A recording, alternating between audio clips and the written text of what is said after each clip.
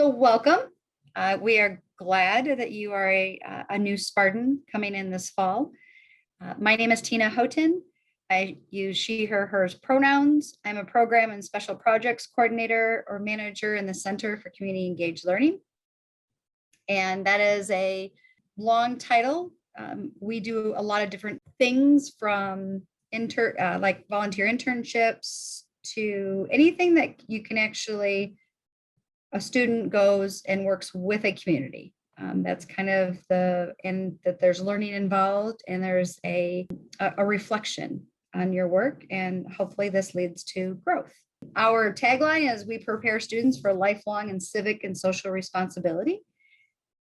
I feel like we do that. We also work with a lot of student leaders as they grow into leadership roles across campus, and there's lots of different roles you can play as far as being a leader. Abigail, would you like to just introduce yourself since your name's on the slide? Yeah, of course. Thanks, Tina. I am, like Tina said, I'm Abigail Chesky. In the center, I am what's called an AmeriCorps Vista. I work on something that's called capacity building. So in other words, I just work with Tina and other people in the office just to bring volunteer opportunities into the office to help engage students with our community better. So it's not exactly on-site volunteer work, but I work to kind of be the middle ground or the bridge. So exactly what the office does. I kind of am just another drop in the ocean in the office. So, and Ella, do you want to introduce yourself now, or do you want to wait till your presentation? What would you like to do? I'll say it now, I guess. Okay. So I'm Ella Sines. I just graduated from MSU and I'm an intern with MSUvote, a communications and promotion intern.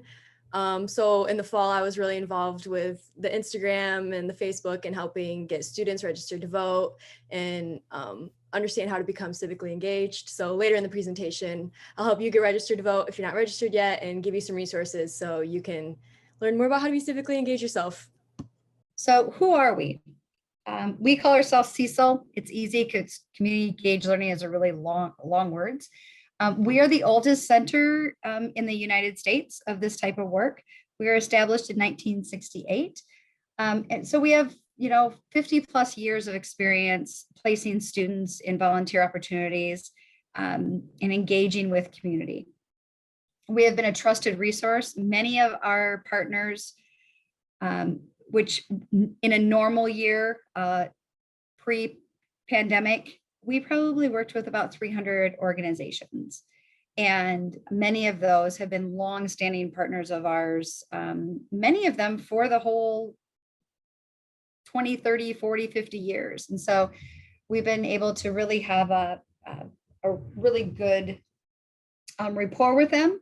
And they understand what it means to have a student volunteer in their office, because community volunteers are a lot different than college volunteers. They have different values, they have different work hours, what they could be available. They know that they are first and foremost a student, but they also understand that college students bring a lot of fresh and new ideas. They bring questions that maybe haven't been thought of. So I think it's a really good partnership we have. And we consider our local organizations co-educators.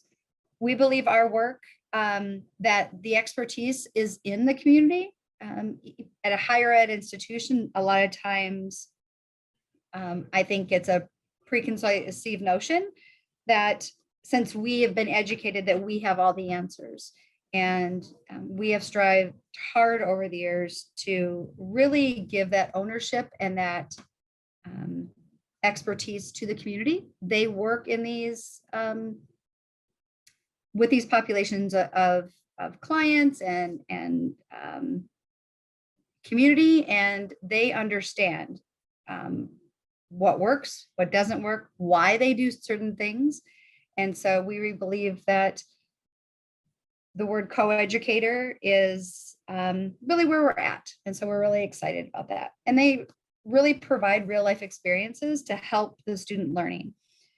So community engaged learning, we have in the classroom, which there are some courses that you may take, especially as a freshman. You could take an ISS 215 or 315, and you could have a community engaged component to that. It could be in lieu of an assignment, it could be extra credit, and it might be required. In teacher education, there's some courses that are, it's a requirement of them to be in the community and doing service and then reflecting on that experience. And so we do a variety of different, there's a variety of different ways that we actually engage with community and the students. So what we do, we prepare students for engagement in the greater Lansing area. A couple of you are from this area, a couple of you are from far, far away, and something then, you know, one of you may be a variety of different places throughout Michigan. And so as you're coming into Michigan State, some people are very comfortable with the greater Lansing community in an urban setting. We are also the capital, and so that brings different nuances to that. But really helping to prepare and working with the community is really, I think, one of our greatest assets of the center is being able to do that. And we have lots of different types of experiences that you can do, which I'll explain in the next couple of slides. And then preparing you, actually engaging with the community, and then reflecting is probably the three biggest components of community engaged learning. And we help you do that all along the way in different, we have different ways of doing that. So when can you get involved? How long will this take? How much time do I have to give? I have, 21 credits. I don't know how I'm going to fit this in. There's a variety of different ways, and we understand the barriers or the limitations that some students have just based on what you already have going on as a college student. We offer a variety of different time commitments. So one would be a days of service, where we in a normal, I don't know about you, but it's absolutely pouring outside. So I'm hoping you can hear me okay. It just started thundering. What's going on outside my window? But we usually offer days of service probably about 4 times a year, where we have hundreds of students come out for the day. And we usually have anywhere between 10 and 20 community partners that just want to, whether it's 5 hours of getting 20 people there to help put in a garden or paint the exterior of a building or doing a cleanup. It could be a variety of different things. It could be helping with a school carnival, or it could be helping with Jazz Fest in Old Town. But it's basically just one day, usually on a Saturday, and you can dedicate that time to giving back. And you can do that as a group. You can do that on your own. It's a way to meet friends. It's a way to explore community engaged learning if you've never done it.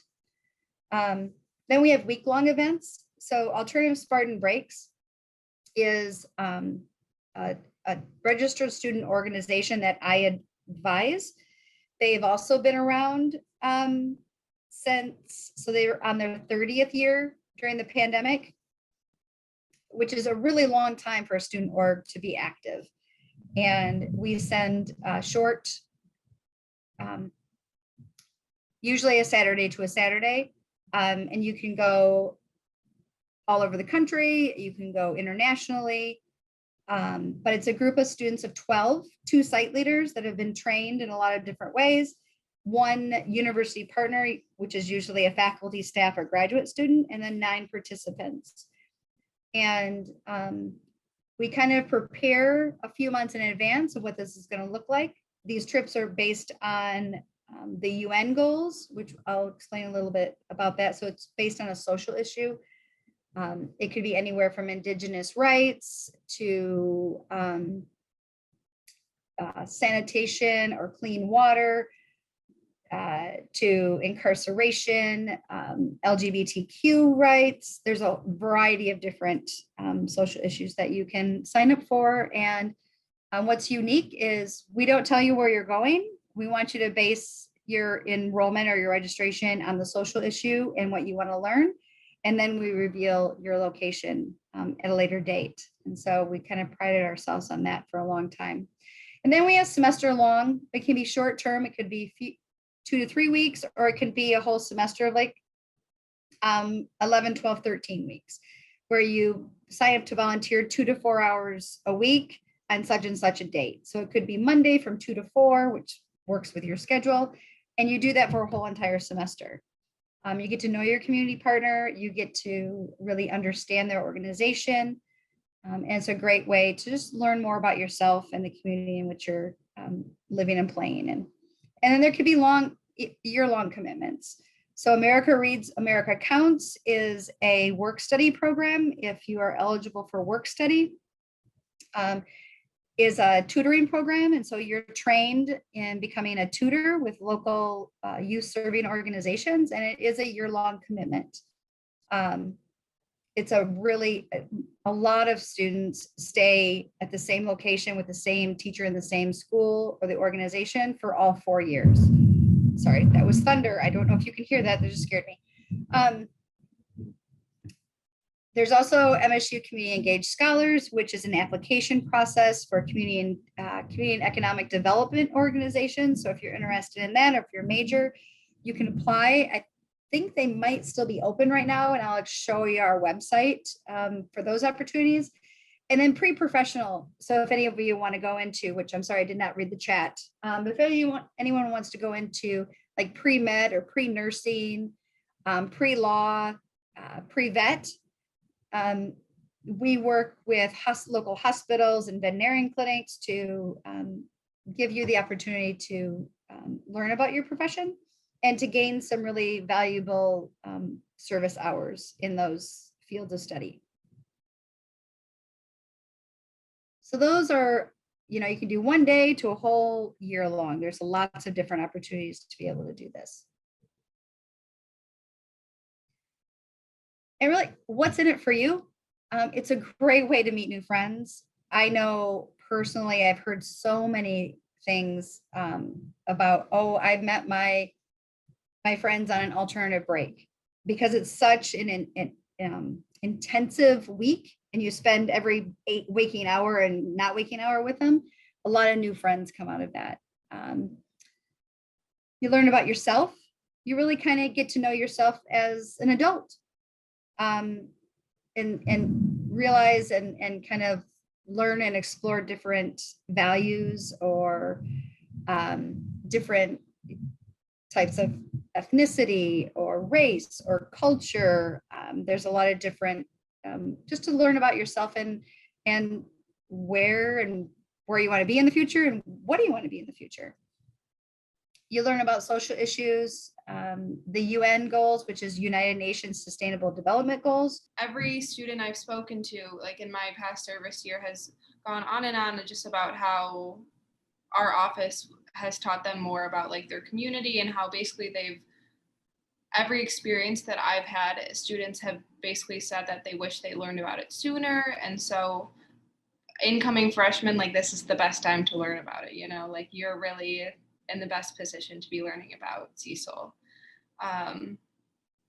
Like learning, you get to be a part of social change and how you could be the change. So you're really connecting with people in your community, but also, even though they're locally in the greater Lansing area, so many of these employers are all over the country. So you can stay connected with them as you gain employment in the future. And that is so true. I'm so glad you mentioned that, Abigail. I have countless letters of recommendation that has led to, because of their service with our center, that they've been able to land really crucial jobs. And then also, if you happen to do enough service hours, we actually have an award called Spartan Volunteer Service Award. And this is any student in a given year has done over 100 hours of service. And there's a couple different ways that can be tracked. We have an app called MSU Civic Life app that you can download, and you can add your hours there. My Spartan Story. If you sign up for volunteer opportunities there, that can track your hours. But there's a variety of different ways that you can actually earn a service award. We've been doing this for, I believe, like 5 years now, and it's a presidential service award. And so this is, you can get recognition for what you do, and that's actually a lot of fun. There's usually in a non-pandemic world that we have an awards banquet where the president speaks and gets honored, and you can take pictures with them. And so it's a fun way to culminate your hours of service also. And then, so, what's the benefit of engaging with our office? We, of course, because we're staff, just think, we're wonderful people and you should just want to be with us anyways. But there's a few other things. So a lot of volunteering experiences have some prerequisites or requirements for you have to be met in order to volunteer with their organization. If you're in a medical field or that you want to do work with the hospital or volunteer with the hospitals, we have a partnership with Olin Healthcare Center where they provide free TB tests. We also work with Human Resources that provide free criminal background checks, which is if you are working with any vulnerable population, you will need to have one of these done. We also have an orientation for each of our new volunteers, and it kind of gives you an introduction. It has a couple small quizzes, but it kind of just introduces you to the field of work and gives you the important things that you need to know in order to be successful in your volunteering experience. We have countless community organizations to choose from. We help you learn about global issues and how to be part of a solution, anywhere from, something just you do day to day, whether it's recycling or using less water. There's a lot of things that you can do just as a normal human being in your day-to-day life. And then there's beyond you, that things that you can do. And there's also leadership opportunities. A lot of what we do in the center is cohort based. And so, like I said, like America Reads, America Counts, you can be a tutor 1 year, then you can be a cohort leader the next few years. And so there's, and that's true of the scholars program. You could be a participant, then you could actually lead a cohort. At the hospital, that is also true. If you work in the ER, or if you volunteer in the ER 1 year, you could apply to be a cohort leader of the ER and be kind of responsible for a team of volunteers. So there's a lot of different ways. The student orgs, there's being a participant, then there's usually like co-leaders, and then there's the executive board that you can be part of. And so there's lots of different ways to really work on your leadership skills too. And then how do you get started? So I'm going to show you our website real quick. So this is our community engaged learning website. And if you go under the students tab, this is looking for volunteer opportunity. We have partnered with My Spartan Story, but this is a platform where our volunteer opportunities will be housed. And in order to do that, we have different steps that you can take in order to find volunteering. This kind of gives you a little bit of history of our work and the frameworks that we use. This is what we were. So when we want to talk about global issues, so there's 17 sustainable development goals that were effective in 2016 with 193 governments across the world. That just amazes me in this day and time that 193 people, like entities, can come around and focus on 17 goals. And so each one of our posting opportunities have identified up to 3 sustainable goals. So you could, if you're in education, you really want to learn about volunteer opportunities with quality education, you can actually search on those or filter on those, and the tags will come up.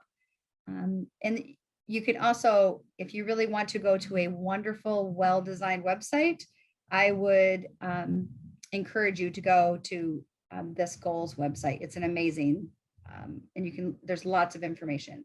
But if you come back here, this kind of gives you a step-by-step on how you register. So one of the things you could work on before fall is you can complete the Beyond the Classroom orientation. So you could be all set for any volunteer opportunity. Here's a criminal background check authorization form that just authorizes us to do this.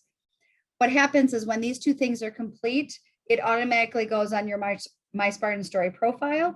And so you are at that point eligible to start volunteering or start registering for volunteering, and you're ahead of the game. So if you get these two things done, also, if you are looking to be in a medical setting, I would encourage you to get a TB test from Olin at that point in time. So those are some things that you could get started on. And then you could actually go right in here step by step, find a volunteering opportunity. There's a catalog. And then it kind of goes through, like, once you're volunteering, what are the steps that kind of happen while you're doing that. Another thing that you can do right now is sign up for Summer of Service. So from June 14th through August 8th, we have 2 different events per week that you can actually join in and gain some service hours. And then there's prizes. I'm not sure if Abigail, do you want to talk just a few minutes on the Summer of Service, since this is your baby? You've really put this together. And I think it's a great opportunity to start getting engaged right now. Yeah, absolutely. So virtual Summer of Service, we're actually beginning week 3. What happens with the virtual Summer of Service is that you're able to register through My Spartan Story. There is no CBC necessary. All you have to do is complete the Beyond the Classroom orientation. So what the challenge actually is there's 2 virtual events that students can attend each week. They're all optional, and this is actually a challenge. So students are, I'll say, quote unquote, competing against each other for prizes at the end. What's up in the air is a Ring doorbell and 2 pairs of AirPods. So students accumulate hours from this challenge. So there's 2 virtual events to attend each week, and then 2 volunteer on your own projects. So on My Spartan Story, you can view the virtual events, and then posted on our social media is the bonus projects or the volunteer on your own projects. And so it's kind of like a call to action to learn more about the UN Sustainable Development Goals, since those are such a staple in our office. So we would love for you to get moving with us and to participate in this event with us. And then where to find us? Normally, we are in the Student Services Building, which is across from the not new, I shouldn't say new, it's been a while, but the shiny art museum that's kind of a different shape. And we are right by East Circle and Collingwood. And so we are normally on the first floor. We are finding out that we are moving this fall, so we will be part of students' life, which is when you go in up the stairs directly in, we will be right to the right. So we're super excited about that. And then virtually, you can find us communityengagedlearning.msu.edu. We would love to engage with you virtually or in person. And then this is a couple different ways how to stay connected. And these are also on our webpage. And this will keep you up to date on different opportunities, different contexts we have, different educational things we have going on. So we would love you to like our page and stay connected. And that is all that we have for you. Then I will turn it over to Ella, and she's going to talk to you about MSU votes, which is also another experience type of ours as far as democratic engagement. So we're excited. So MSU vote, go green, go white, go vote. That's our nice little slogan. Like I said, I'll try to make this quick and easy for you, but of course with voting, there's lots of information. It can be overwhelming at times. So if you need, you can, like, with any questions, of course, pop them in the chat, or if you want to, like, DM MSU Vote's Instagram, you'll be reaching me through the DM. So I'm happy to answer any questions there afterwards. Check out our website, Instagram, which will all be linked later. And that should hopefully help answer any questions that aren't answered in the presentation. So MSU Vote, it's an organization of faculty, staff, and students who champion voter engagement. We're nonpartisan, so that means we don't side with any political party. We just want to help students make their voices heard and be able to vote no matter who they hope to vote for, what matters to them. And we are committed to getting you involved in the electoral process. And like, of course, last fall was the presidential election, big year, but even on years that there aren't presidential elections, local elections, state elections, which happen much more frequently, are just as important. So we want to make sure every voice is heard. Like I said, it doesn't matter who you want to vote for, what issues are important to you. We want to make sure that you have the opportunity to share your voice through voting. Besides just voting, there are other ways to make your voices heard and to play a part in democratic civic engagement. Stay informed through news, through looking at reputable sources, looking at different sides and opinions. You can support causes, whatever one's important to you. I guarantee there are other people who agree and feel the same way. There are organizations on campus too that really rally behind certain causes. You can debate issues, even just with your friends and family, and take it even further if you wish to. Participate in community events, which will be held throughout the school year, and you can stay informed on when those become available through the CCEL or Center for Community Engaged Learning and the MSU Vote Instagrams and websites. Those will keep you up to date for when events are available in the school year that are MSU affiliated. So, get in on the electoral action. Some key steps that we hope you can take and that you'll maybe learn more about in this presentation are how to register to vote, how to educate yourself on issues and candidates, and how to cast your ballot. Here's a pop quiz. Which part of the voting process is most critical for college students? Pop it in the chat. Do you think it's A, registering to vote, B, getting informed about issues and candidates, C, casting a ballot, or D, all of the above? Yes, you guys listened to the slide prior. Good job, it's all the above. Okay, so when you've successfully completed this little PowerPoint module, you will know how to register to vote, know how to vote absentee or by mail, understand how to inform yourself on important issues and candidates, and also understand the role of MSU Vote at Michigan State. Registering to vote. Who can register to vote? You are able to vote in US elections if you meet the following criteria. So if you are a United States citizen, if you meet your state's residency requirements. So for Michigan specifically, if you go to MSU, you can vote for your, and you're from out of state, you can vote in Michigan or you can vote in your home state, which I'll get into a little bit later. But if you want to vote in Michigan, you must be a resident of Michigan and the city or township where you are applying to register to vote for at least 30 days before election day. So that lines up, say you're moving to East Lansing from Detroit and you want to vote in East Lansing. By the time election day comes in November, if you moved in the fall, you will likely have been a resident of East Lansing for 30 days and you can vote in East Lansing's elections in that case. You can also register to vote with your home address in your local city or state if you don't want to vote in East Lansing. And also you can be homeless and still meet these requirements. There is more info at this link here, which this PowerPoint will be posted on the MSU Vote website. So you can click the link and learn more if that applies to you. You have to be 18 years old on or before election day in order to vote, though you can register to vote before you turn 18. Just as long as you're 18 on or before election day, you can register to vote before then. I think you have to be 17 and a half in order to register. And then as long as you are not currently serving a sentence in jail or prison. So if you have served time before in jail or prison, but you're no longer there, you can still register to vote. And if you are currently awaiting trial or sentencing, but are not currently convicted with any crime, you can also register to vote in Michigan.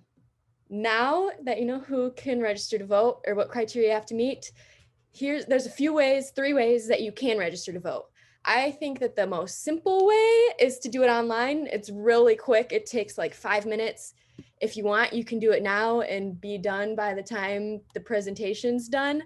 It's really easy. You go to this link. It's the Secretary of State link, mvic.sos.state.mi.us/register-voter. All you'll need is a Michigan driver's license or state ID to register online in Michigan. So if you are a resident of Michigan, you'll be able to register to vote online to vote in Michigan. However, if you would like to vote in Michigan, but you are from out of state, you can still register to vote in Michigan, but you just have to do it by mail or in person. So, and then if you want to register online, you have to do so 15 days before Election Day. So you are plenty of time before Election Day if you're going to do it right today. By mail is another easy way to do it. You don't have to go anywhere. You don't have to go to your clerk's office, and anybody can do it, even if you don't have a Michigan driver's license or a state ID, but you still want to register to vote in Michigan. Say you're from Colorado, but you're going to come to MSU in the fall and you're going to have been a resident for 30 days by the time you get here. You can register to vote in Michigan, but you don't have a state ID, so you just do it by mail or go to your clerk's office. So if you want to do it by mail, you print the Michigan voter registration form. If you Google Michigan voter registration form, it'll pop right up. If you see it's from the Secretary of State website, you'll be good. You read the instructions on there, fill it out, and send the completed form to your local election official. And again, as long as you do this 15 days prior to your election, which today is many days prior to the next election, so you will be set. And lastly, in person, though you'll be traveling, you'll obviously have to go somewhere to a building to do this. It might be the most simple if you have questions, as your clerk can help you very easily. And you can find your city or township clerk at this link right here. And you can register at your clerk up until Election Day. So even if you decide last minute that you want to vote in election, but you hadn't registered yet, you can go right to your clerk's office on Election Day, as long as it's before 7 p.m., I believe, and register to vote right then and there and vote in that election. If you register to vote within 2 weeks before an election, you must register in person. So like the last slide said, if you want to vote online or by mail, you have to do it 15 days before Election Day. But if you're going to do it in person, then you could have to do it at your clerk's office. And if it's within those 2 weeks before an election, you have to provide proof of residency at the clerk's office. So proof of residency can be all kinds of things. For MSU students, one of the easiest proofs of residency, if you're living in the residence halls, is your MSU Live On account or a stu info that shows that you're living on campus at MSU. That counts as proof of residency. If you're living in an apartment, your signed lease, you can do a utility bill, driver's license if you have one for Michigan, a paycheck, anything that shows where you live and that you live in Michigan. As long as you bring that to the clerk's office, that counts as proof of residency. And you only have to worry about that if it's within the 2 weeks prior to the election. And here we go for the out-of-state students. So like I said, if you're from out of state, you can register to vote in Michigan's elections or in your home state elections. So I tried to break it down into, you pick which one you think you want to do, and there'll be the how-tos under each of these boxes. So if you want to vote, if you're from out of state and you want to vote in Michigan's elections, all you have to do in order to vote in Michigan's elections is have lived in Michigan for at least 30 days from the time you vote. So if election day's at the beginning of November, as long as you started living in Michigan by the beginning of October, which most likely if you're going to school at MSU, you will have met that mark, you'll be able to register to vote at your school address in Michigan. And like I said earlier too, maybe you might not have a Michigan driver's license or state ID if you're from out of state. You could have it from your home state. It's okay. You just can't register online to vote. In that case, you must register by mail or in person, which was on slide 14. And you'll be prompted to provide the last 4 digits of your social security number in place of your Michigan ID. And say you want to vote in your home state's elections, it will be a similar process to what in-state Michigan students do to vote in Michigan. It'll just apply to your own state. So I recommend going to your home state's election website to learn their specific procedures, but it'll be very similar to what I explained about Michigan's previously in the slideshow. All right, so hopefully that wasn't information overload and I didn't make it more confusing than it needs to be, but hopefully now you know a little bit more on how to register to vote. So now we're going to learn, once you registered, how you can vote absentee, aka by mail. Basically, the terms go hand in hand nowadays. So like I said, voting absentee is basically the same as voting by mail. Statewide ballot proposal 18.3 allows all eligible and registered voters in Michigan to request an absent voter ballot without providing a reason. So before this proposal, you would have to give a reason as to why you can't go to vote in person. Now you don't even have to give a reason. As long as you are a registered voter, you just fill out, you request an absentee ballot and you're good to go. You'll be able to vote by mail. So some reasons you may want to vote absentee is, especially during the COVID pandemic, a lot of people found it to be a safe way to vote and to protect their health without having to go in person to the polls. A lot of people have to do it just normally, even outside of pandemic times, because they might not be in the community that you're registered to vote in on election day. Maybe you're in East Lansing on election day, but you're registered to vote in your hometown of Grand Rapids, and you don't want to have to make the drive to Grand Rapids to vote, or maybe you even live out of state. It's a really easy way to be able to vote right in East Lansing, but have that vote count towards your home state or your home city. Likewise, it saves a bunch of time at the polls on election day. And one of the key things that a lot of people might not think about, but I find very helpful if you vote by mail, is it gives you time to think about and research the candidates instead of just voting, by party because you think that's what you should do, which there's nothing wrong with. But, or if you're like, oh, I don't know this person, I'm not going to vote for this one. Again, nothing wrong with, but if you want to make an informed decision and not feel pressured in line at the polls to do it super quick because people are behind you, it's really nice to have the time to be able to look up what each candidate's takes on issues are, who each candidate is and what they stand for, so you can make an informed decision and vote for the candidate that best fits what you believe. And this process is completely secure and accurate. So there's nothing to worry about as far as it being less secure than going to the polls. All right. So if you want to vote by mail, all you have to do is apply. Again, you don't need a reason, but as long as you're registered to vote, you just download and fill out the Michigan absentee voter application at this link. If you Google Michigan absentee voter application, it should pop right up. If it's from michigan.gov, you'll be good. Again, this presentation will be posted on the MSUvote website, so you can click the link if that works better. You just print and sign the application, and then you mail, email, or deliver it to your local clerk in time before election day. You can find your local clerk at the link right there if you don't already know it. And if you want to vote by mail, you just have to make sure your clerk receives that request by 5 p.m. the Friday before the election. So elections are usually on Tuesdays, so you just have to get it to your clerk the Friday before. And so this is a pro tip. If you check the box to be added to the permanent absentee voter list while filling out your application, there'll be a little checkbox and it says, check here if you want to be added to the permanent absentee voter list. If you check that, you'll get an application mailed to you before every election. Or no, you'll get I miswrote that. You'll get an absentee ballot sent to you every election without having to re-request one. So you won't have to go through this request process for the elections from there on out if you check that box. And even if you do check that box and you get that ballot in the mail for the next election and you decide you want to vote in person, that's totally okay. You don't have to vote by mail just because you check that box. It just takes a step out of the process for future elections if you find that to be a good method for you, voting by mail. All right. So hopefully that helped a little bit with understanding how to vote absentee or by mail. Now we're going to understand how to inform yourself about candidates and issues. So when you do vote, you have a little bit of a better idea on what you're voting on. Some of my favorite resources that are nonpartisan, AKA they give you non-biased information on both sides or all sides of different important issues of candidates. They really let you see every point of view so you can make an informed decision about what candidate best fits your beliefs. League of Women Voters is a great resource. I have them all linked right here. Vote 411, which is part of League of Women Voters, but it's a side website.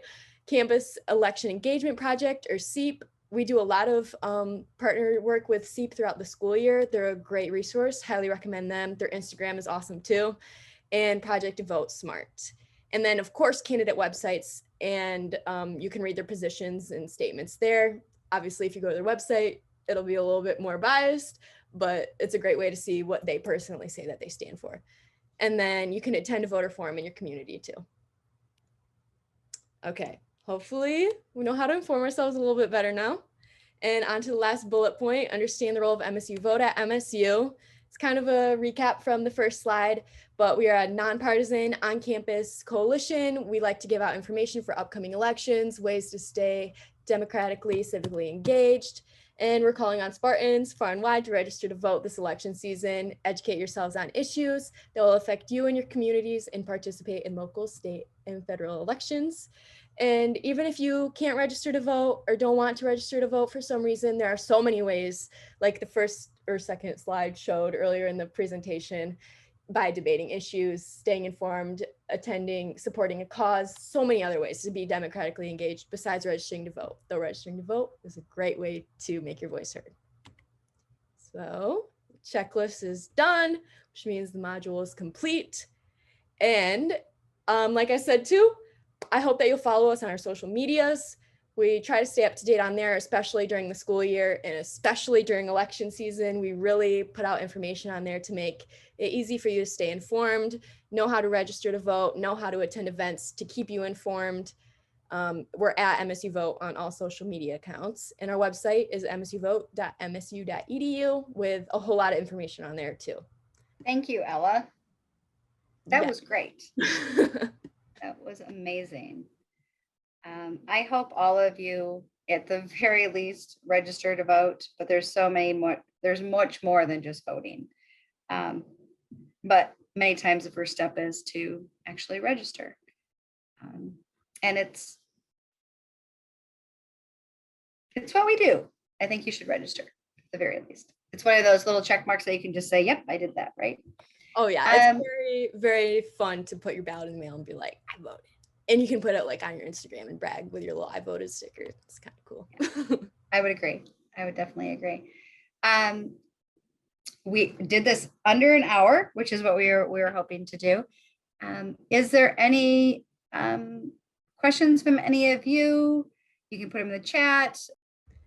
Thank you guys for coming, for real. It's really Yes, you guys came and are even interested in learning about this. definitely.